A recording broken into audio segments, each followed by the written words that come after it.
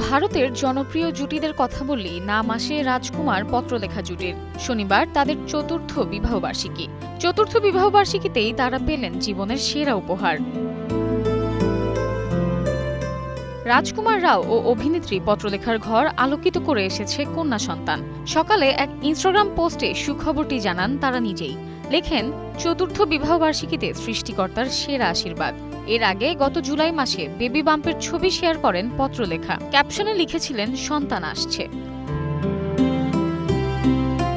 জানা গেছে, মা ও নবজাতক দুজনেই সুস্থ আছেন। নবজাতককে নিয়ে বাড়ি ফিরতে আর কয়েকদিন সময় লাগতে পারে।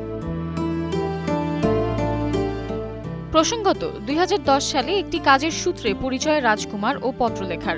২০১১ সালে তাদের প্রেমের সম্পর্ক শুরু হয়। ২০২১ সালের ১৫ নভেম্বর চণ্ডীগড়ে বিয়ের পিঁড়িতে বসেন দুজন। Samiha Majumdar, star news.